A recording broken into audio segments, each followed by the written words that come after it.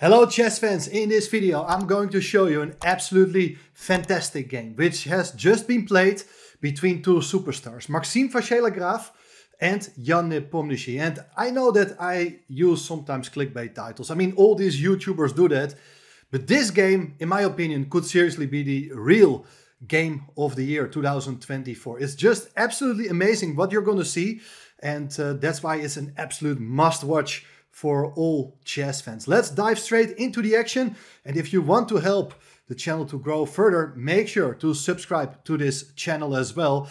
Maxime Vachier-Lagrave, also known as MVL, starts the game with e4, e5, knight f3, knight f6. This is the Petrov defense and one of Jan Nepomniachtchi's favorite openings. He has been playing it quite a lot since his recent World Championship matches against Magnus Carlsen and Ding Liren. Knight takes e5, d6, knight f3. We are following the main line, and well, here especially this is a position after the move bishop d3 where black does have numerous options, but Nepo's favorite move here is bishop d6, castling kingside by both sides, c4, c6, and here again a lot of options. Knight c3 is one of the main continuations, putting pressure on that knight on e4. Knight takes knight, pawn takes back, d takes c4, bishop takes c4. Now, interesting thing is that earlier this year there was this fantastic game played at the candidates tournament, Praggnanandhaa against Jan Nepo, and well, I covered that game also on the channel, and well, in that game Nepo played here the move bishop f5. He has been playing it quite a bit also in an earlier game back in 2022 in St. Louis against MVL. He also played that move, so I mean both players, they know a lot about these systems. Here, instead of bishop f5, the bishop goes to g4. It does pin the knight on f3.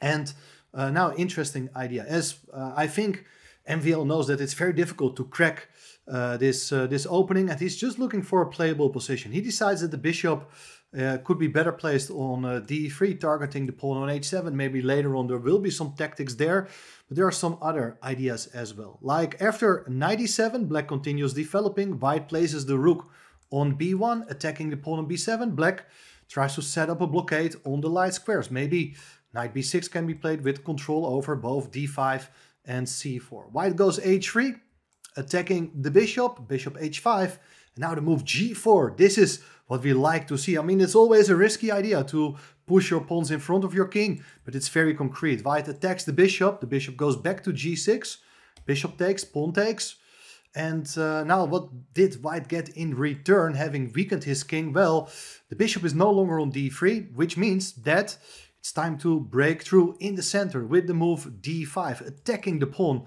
on c6. Black captured, and here is the official novelty. In an earlier game there followed queen takes d5, which is also an interesting move, doesn't really offer an advantage.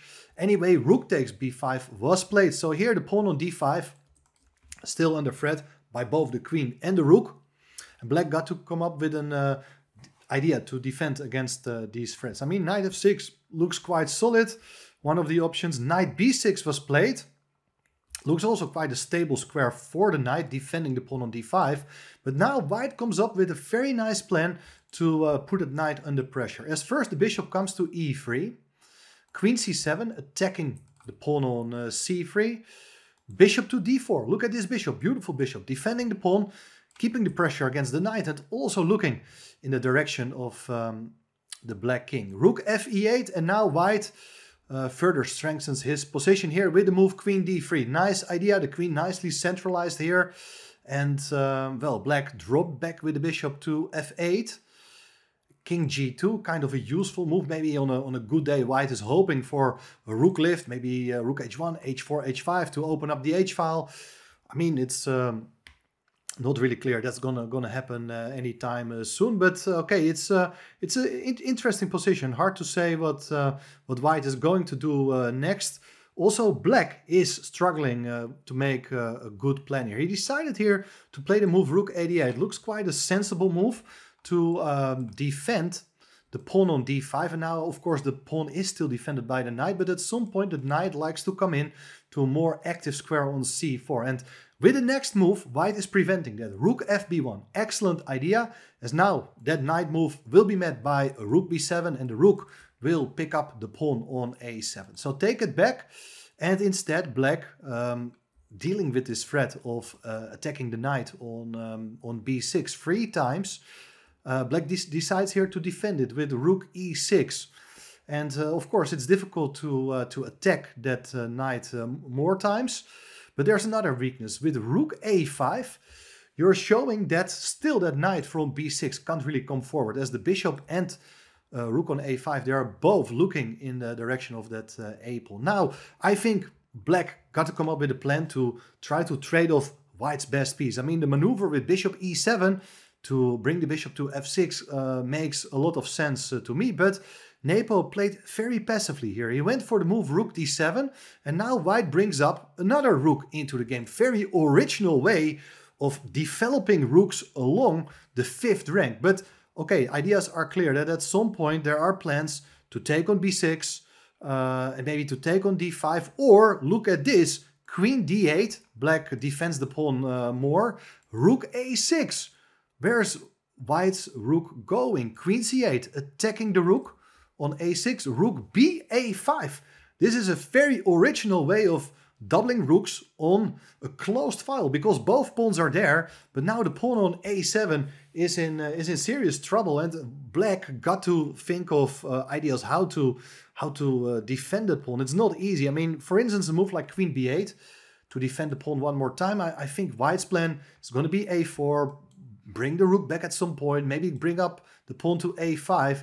It's a very unpleasant position. So instead of playing the move queen b8, Nepo decided here to play this move, knight c4. He is aiming for exchanges. It's a very tempting, interesting and logical idea, because now after the move rook takes e6, he takes the rook on a5. And looks like the worst is over, because look at this rook on e6. Doesn't have any real active square to go to. If it goes back to e1, for instance, you can go back with your knight to c4. It's anybody's game. Having traded off one pair of rooks reduces the pressure on black's position. But here, guys, this is the real moment, the big moment of the game. And that's why, in my opinion, it's a serious contender for Game of the Year. Look at what MVL played. Knight g5. He completely ignores the rook on e6. If you do take that rook, there's queen takes g6 with a mating threat on h7 thanks to that knight on g5. Let's say you're moving your bishop away because the h7 square cannot be covered. Then the queen comes to h7, king f8, queen h8, king gotta move, and you pick up the queen on c8. This is the most human line converting your advantage. In fact, there are other ways to win this position as well, but pick up the queen is by far the most logical move. So that means the rook on e6 cannot be taken. But let's say black plays another move, like knight c4, for instance. Now the knight looks okay. What is white exactly gonna do with that knight on g5? Well, anyway, there would follow rook takes g6, 100% sure. If you take the rook, it's queen takes g6 with the same idea as we have seen before. It's either mate on h7, or if you do move the bishop away so that the king can go to f8, it's queen h8 and you pick up the queen again.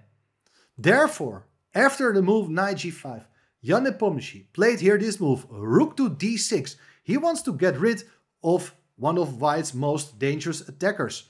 Very understandable move, and you would expect white to do something about it. But here, it's not about the material, it's about initiating new threats against the black king. You can do that here with this move, queen to g3, a fantastic blow. Because if you take the rook now, there is queen h4 again with the same mating threat. And once again, if you go with the bishop away, you pick up the queen on c8 and it's game over. Therefore, instead of rook takes e6, black played here the move queen d8. There's not much else you can do. You defend your rook on d6, because by the way, with the move queen g3, white was also attacking that rook on d6 one more time. The queen also hits the knight on g5. And it's a little tricky move, because if you continue with this move queen h4, which looks like the obvious plan, I think Nepo was thinking here about sacrificing the queen. And then in that case, you get a rook and a knight for the queen, still drawing chances in such an endgame. Should be technically winning, but definitely something white doesn't really want to play at all. Here, after having seen already 2 brilliant moves, brilliancy number 3 of this game is coming now. Rook e8. The rook goes to a square where it hits the queen, and if, well, the queen moves away, let's say the queen captures the knight, for instance, there is queen takes d6. The bishop is pinned, because it's the rook is pinning it because of the check on the back rank. So that is not possible. The black's position is falling apart. Black decided here to take the rook. But then it's queen h4 anyway, and black no longer has that option to sacrifice the queen on g5. Fantastic idea. I mean, this time, even if you move the bishop away, the queen comes to h7, king f8, and now there are so many different ways of giving checkmate. So you can pick the one you like the most. I like bishop takes g7. But anyway, bishop e7 was not played. There follow the move queen e4. Look at this. This is remarkable idea. Queen e4, giving a check. The knight can take it, but if you do that, knight takes e4, pawn takes e4. Once again, it's rook and knight versus a queen, and white will still have to work really hard in that endgame. Can you do something else? Yes, you can. King to g3 was played in the game, and now there is no more good check. Well, actually, there is one more check, which doesn't lose the queen immediately. Let's say you play here the move queen d3, then the idea is to go king h2, and now the checks are over, and as you can see, mate on h7 can no longer be avoided. After bishop e7, it's queen h7, king f8, queen h8 with checkmate, and therefore, after this move, king g3, Nepo had seen enough, resigned, and now it's up to you. You can decide for yourself if you really like this game or not. Maybe I was exaggerating a bit. Frankly speaking, I thought it was a really cool game. I know that a few weeks ago I covered another really fantastic game played by Gukesh against Vailly. I also called it the game of the year. Sometimes many more exciting games are being played in a short time. And with so many exciting chess these days, well, it's hard to pick what is actually the best or the most exciting game. But frankly speaking, it's really amazing to see these kind of ideas. So many brilliancies in a row, like knight g5, and then this stunning idea with queen g3, then another deflection motive with rook e8, and then not taking the queen and finishing off the game with the move king g3. I think it's absolutely beautiful. Thanks for watching. See you soon again.